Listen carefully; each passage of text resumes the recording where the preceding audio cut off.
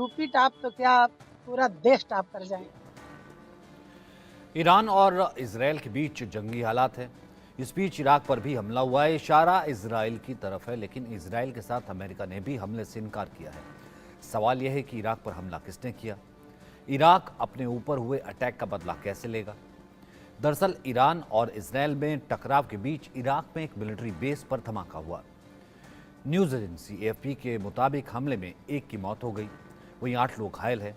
Times of Israel ने बताया कि एयर स्ट्राइक ईरान के समर्थन वाली पॉपुलर मोबिलाइजेशन फोर्स के हेडक्वार्टर पर हुई।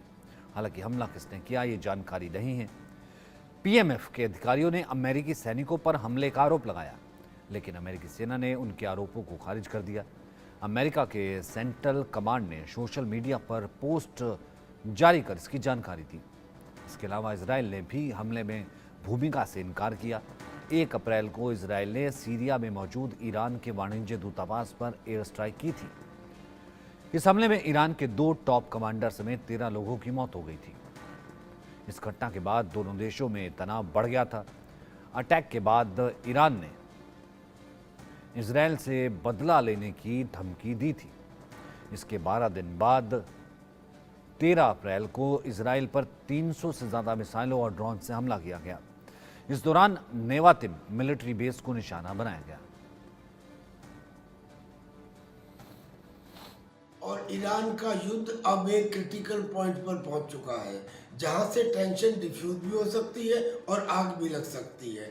टेंशन डिफ्यूज तो इसलिए कि रशिया ने ईरान को संयम बरतने के लिए कहा है और अमेरिका ने इजराइल से कम अटैक करने के लिए, और अगर वो रिटेलिएट करता है तो साथ ना देने के लिए कहा है। और उधर ईरान से भी कहा कि इजराइल को एक सिंबॉलिक अटैक करे तो उसे एब्जॉर्ब कर लो। इसलिए इजराइल ने मामूली अटैक किया, सिर्फ ये दिखाने के लिए कि मैं ईरान के सेंटर में इस्फहान जैसे शहर में भी अटैक कर सकता हूँ, जहाँ पे उसकी न्यूक्लियर फैसिलिटीज़ हैं। लेकिन आग इसलिए लग सकती है कि अमेरिका ने इजराइल को GDU बम दिए हैं। ये वो बम है जो ज़मीन में 200 फीट नीचे जाके फटते हैं और फिर इनकी शॉक वेव आसपास के एरिया के अंदर बर्बादी करती है। और ईरान की न्यूक्लियर फैसिलिटीज़ भी ज़्यादातर ज़मीन से 200 से 300 फीट नीचे ही बनी हुई हैं। और इनको लॉन्च करने के लिए B-2 बम्बर, जो बहुत कॉस्टली साबित होता, F-15 एयरक्राफ्ट को मॉडिफाई किया गया है ताकि वो स्टैंड ऑफ कैपेबिलिटी में भी इसका इस्तेमाल कर सके। उधर रशिया ने ईरान को S-400 एयर डिफेंस सिस्टम और Su-35 एयरक्राफ्ट देने के लिए कहा है, जो इजराइल के मॉडर्न एयरक्राफ्ट का मुकाबला कर सके।